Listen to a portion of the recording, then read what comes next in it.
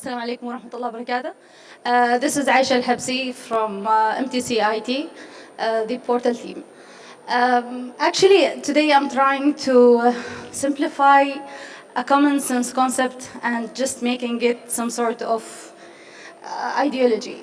Anyone is aware of the meaning of user experience away from the class, other than Threya, who is already certified. Great. Seemingly you are few. تجربة المستخدم. Anyone is aware of this concept علميا يعني as a science. Great. We're here to discuss something that is very awkward to be explained. What is user experience and how does it affect your businesses, and how can we go through AI to a better UX?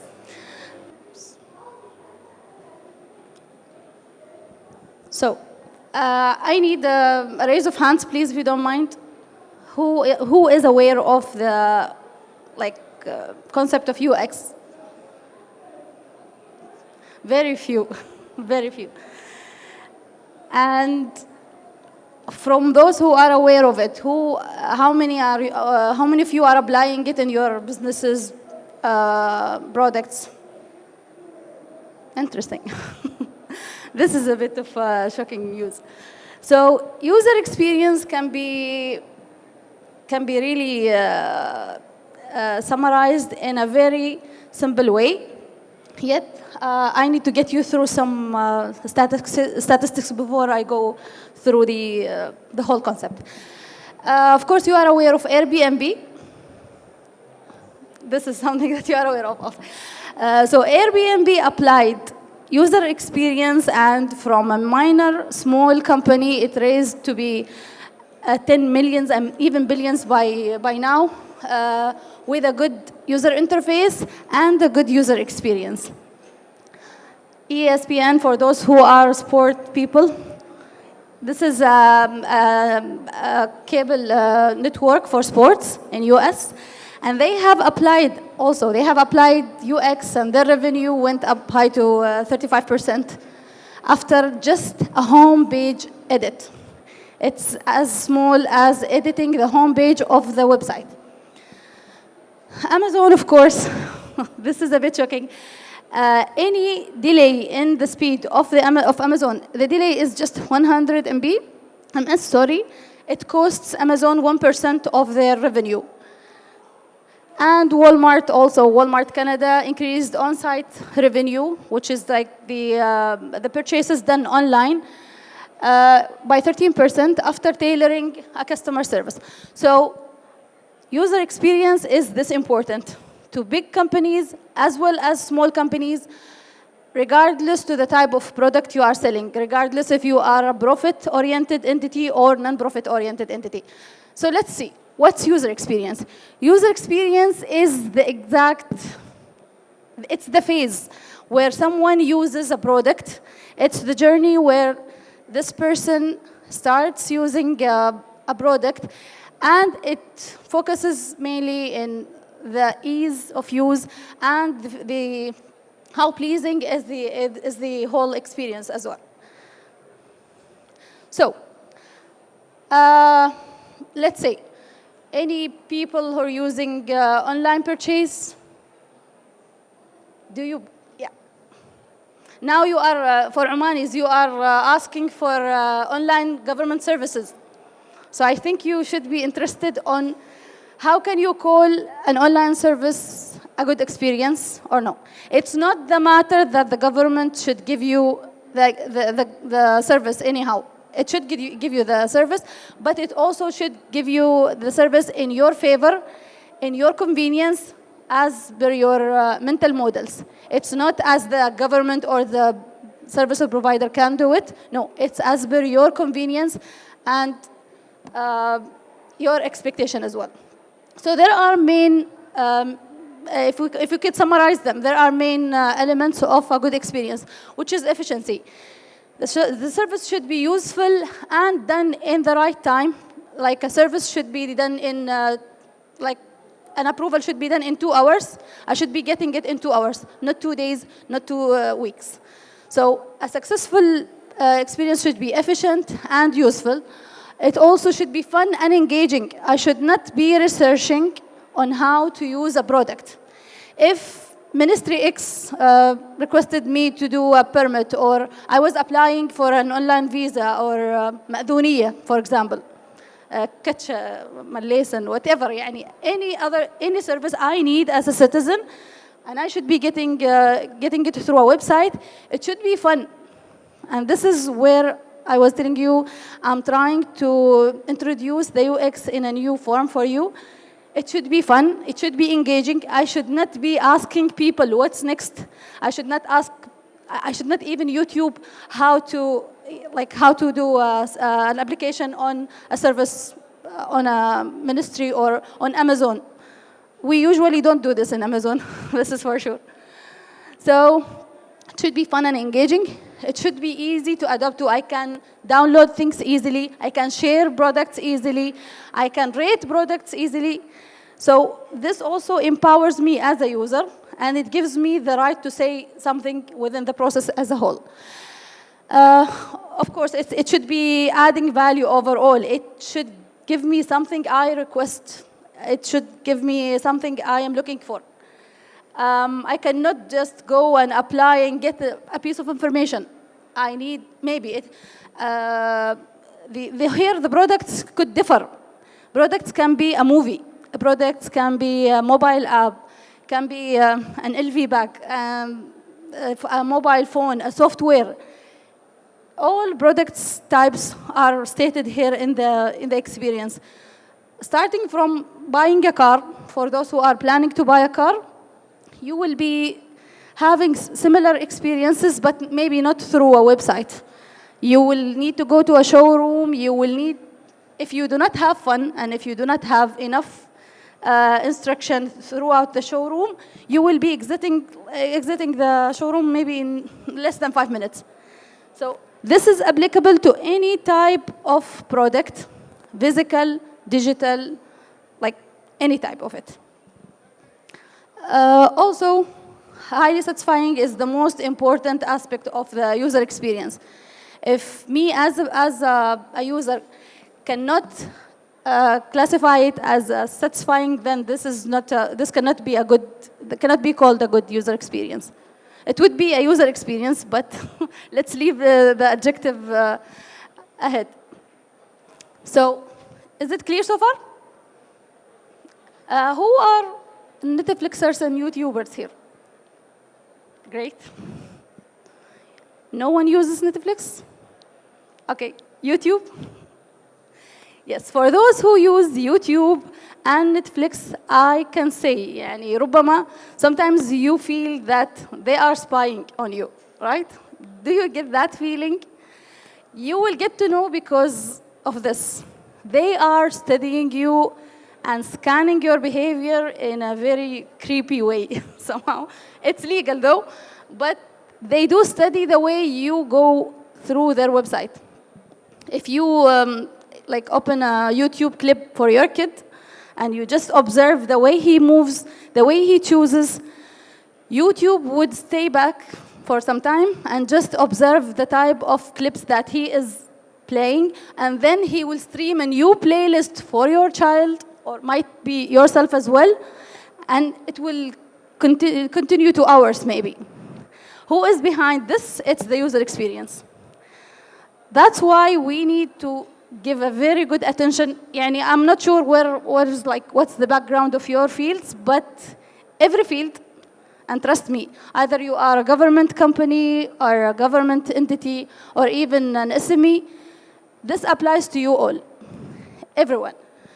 So now we have a middle presentation conclusion, which is better UX means more money, of course. As we have seen with those big companies, worldwide companies, they are approaching this. And by the way, even on a global scale or worldwide scale, higher managements do consider companies with very good user experience. Because as it turns, people with good experience or people with good designed and tailored user experience get more of an ROI or revenue eventually.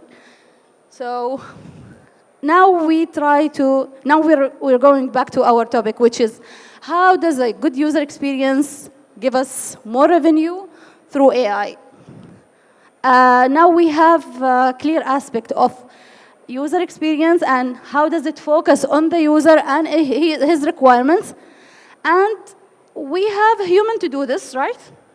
We have people to gather like data and to analyze and to do lots of things just to map the needs of the user.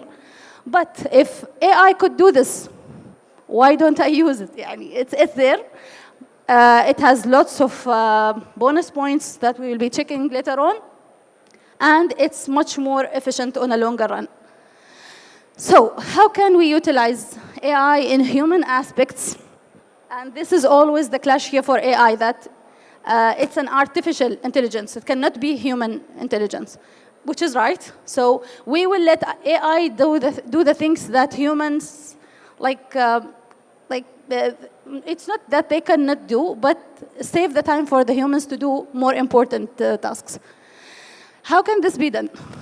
Starting from here, mapped users' behaviors with YouTube, as I have said, and Netflix. They are studying and scanning their users. They are planning for them scenarios of use.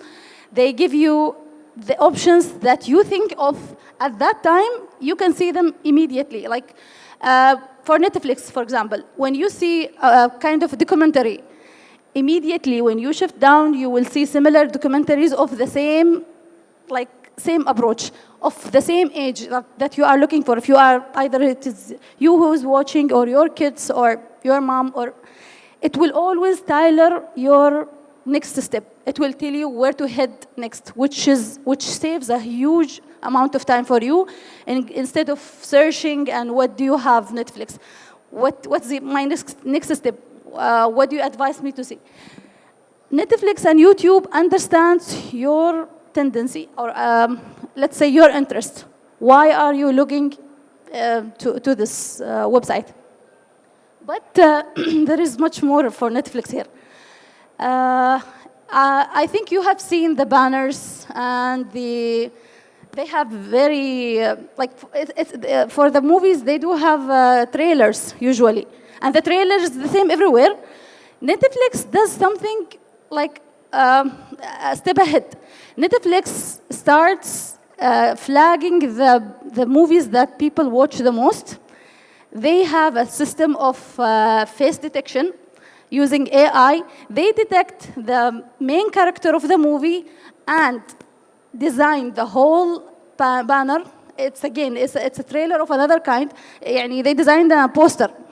So this poster is reviving, متجددة. Every now and then you see a new poster, AI designed. It's not human designed. There is no human interaction. How does it go? Netflix gets the statics that this is very famous. This is a very favorable actor. So they start producing new banners for the movie every now and then. So just to keep you there and just to keep you always wanted. If you watch a series of things, you will see that the banner changes every now and then. This is all done by machine, by the way. No designers in there. It's just AI and analytics behind this, and algorithms, of course. Another one is they pushed content. When you search for something in eBay or Amazon, you're looking for a product. Second day or maybe second minute, you will be getting an email giving you more options on the thing that you were looking for. Does that happen to you? Or it's just me? Yeah, it will always keep pushing items within the same path that you were in. It will give you more, more suggestions. If you go in times of sale, every time there is sale, you will be getting a notification. So even when they push their items, their emails, their Google ads as well, they will push something that is meaningful for you, meaningful for your past searches, anything that you have Googled before, anything that you have searched before. they will be pushing it in another way, either, as I said, in an email or in a Google ad. Another thing is the smart chatbots and voice assistant. I think all of you mostly have experienced this with Talabat and Bank Muscat. For chatbots, they would keep redirecting you to the last destination until you request the human intervention, and they will give it to you. For Bank Muscat, they will squeeze the voice interaction and voice assistance into something like, do you want to ask about this? And then press 1. They will keep guiding you. It's for you, so you don't feel bored while waiting. And as well, they are decreasing the traffic on their call centers. So they are prioritizing the calls that the team should get, the human team, I mean. Other than this, it's AI and machine who are answering you, yet they are hitting the purpose. They are not, like this is also, sometimes you might find your answer within the voice assistant steps. Based on that, the analysis of usage data, this might indicate that you have a problem in a certain area in your product. If your delivery gets lots of complaints, then you need to raise this to the management that your delivery department have some issues. This analysis highlights the performance gaps and makes it even much better. Plus, you do not need to keep people 24/7 awake. So there is machine helpline that could cover that. And as I always say, humans are there to do much more complicated tasks other than gathering and collecting data. They should be doing a further analysis related to human features, related to, let's say, emotions and feelings that an AI not always can do them right. Also, there is an AI-based prototype. Prototyping is a bit of a technical, it's a technical term, but it means turning thoughts into like a design, تصميم موقع. It's before we start developing a website, we should be doing a prototype to check if it is good or no, and then we start the implementation. So we have Usered and Envision. They could read a copy, a handwritten copy, and turn it into a prototype. And of course, IoT for a customized service, a customized lifestyle. I like the temperature in my home on a certain, like on days like this, I like it to be maybe -15.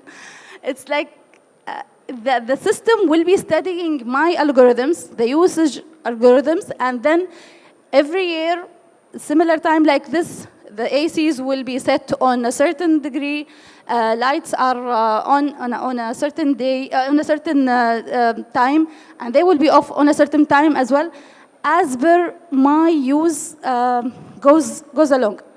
خلاص, it will know that I switch off lights maybe at 9, I switch them on 7 or 6 p.m. It will keep a track of my use, and then it will build something smart, and also it fits to my lifestyle. We good until here? Anything? Okay, then we shall move. This is the final thing, maybe. More of good use cases of UX and UI for, again, worldwide examples. We do have good examples in here, but I just want to go on a higher scale, raising the bar a bit. As we said, we all know Airbnb and we know Coca-Cola now. I'll take you through on how did they raise their ROI based on enhancing their UX using AI. يعني they are enhancing a totally human aspect using a totally non-human feature. So, Airbnb has two interesting cases. One of them is a background check. Of course, you could see that Airbnb has a leap of growth during the 5 years. This is because they have applied and they have studied the user experience journey as a whole. Starting from the moment that the person decides to check in or to look for a residency through their website, ending by checking you as guys, يعني you as customers, you are being checked by Airbnb. How does that go? Again, they're using a third-party system, reading your algorithms. They are scanning your web pages, scanning your social media, doing the whole homework for them. You might ask, why is Airbnb doing this? There was a very interesting incident happened in UK.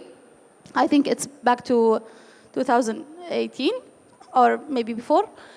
A lady in UK she has a whole rental unit, a house, and she got a request of having that house for a baby shower. So this is what I could recall. This baby shower was legal and was it was everything on track. But when the rental came, the person who rented seemed to have it for a much bigger plan, and they brought lots of people. They have literally damaged the whole rental unit. This caused a huge fuss, because now the host is attacking Airbnb that I have trusted you to get me customers, and this is the type of customers I get. So that's why that was a trigger for Airbnb to go further ahead using a third-party system, scanning the candidates before they take the rental. So as I said, it's through database information, social media posts, blogs, and even your comments in social media, that would count. If you are racist, if you are not you, if the person is a terrorist or has some similar tendencies, they will be immediately blocked and taken to a human researcher to just dig deep before they decide if they want to block him or no. Of course, and any company or any related corporate to that person. Yeah. This is the other approach they have for the hosts. If you have a rental and you want to put a pricing, but it's in Muscat or maybe in Sharqiya or any other place in Oman, you want to set a price for your rental, Airbnb gives you the option, gives you an estimate pricing list depending on the days. If there are holidays, if it's hot, if it's cold, if it's nice weather, if there is a national event, if there is something like COMEX maybe happening that could raise the rates. All of this is given to you, studied fully and thoroughly through AI and given to you, and you can just choose the price that you want based on the algorithms that Airbnb gives to you. The other cases is a bit of a different type. Coca-Cola is a very well-known through the world, but during some part they were being attacked by being unhealthy drinks and unhealthy beverages, and you know that you know the whole thing. But Coca-Cola decided to give the option for all her consumers to choose the right and the flavor that they want. So they invented something called freestyle. Oops, sorry, there is nothing much here to say.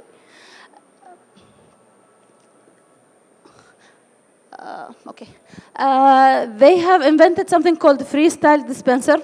This gives you everything and every option available in the factory. They would put it here. You could take Sprite with cherry, zero sugar, more sparkling, less sparkling, and they placed this in different states in the United States. After a while, they gathered the algorithms and data, and they saw that there are new types invented by the users. There are new preferences than they expected.